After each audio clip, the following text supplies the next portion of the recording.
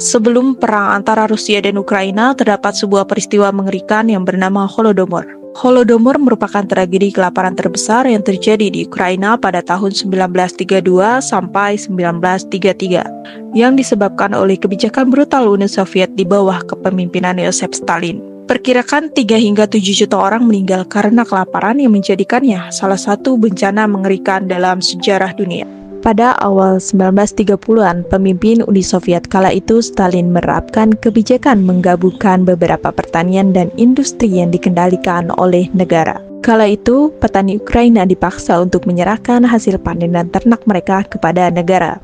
Lalu Stalin menerapkan kuota hasil panen yang sangat tinggi bagi Ukraina, membuat mereka kehilangan hampir seluruh makanan yang mereka produksi. Tentara Soviet dan polisi rahasia menggerebek rumah warga dan menyita semua bahan makanan, bahkan biji-bijian untuk ditanam kembali. Hasil panen dikirim ke bagian lain Uni Soviet atau diekspor, sementara rakyat Ukraina dibiarkan kelaparan.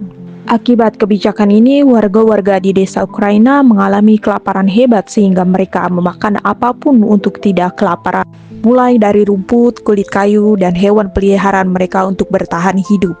Kelaparan yang hebat dan meningkatnya kasus kanibalisme, banyak juga warga meninggal di jalanan dengan tubuh yang dibiarkan membusuk begitu saja. Apakah hal yang dilakukan Joseph Stalin merupakan kebijakan atau sebuah genosida?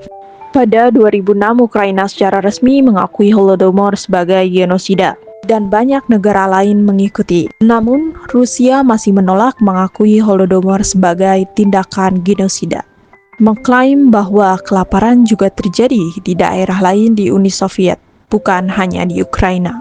Saat Holodomor terjadi, dunia luar tidak banyak tahu karena Uni Soviet menyembunyikan dengan sangat baik. Pada saat itu, jurnalis dari Inggris yang bernama Gareth Jones mencoba untuk membongkar kebenaran dari kejadian ini. Namun, ia diabaikan, dibantah oleh propaganda Uni Soviet.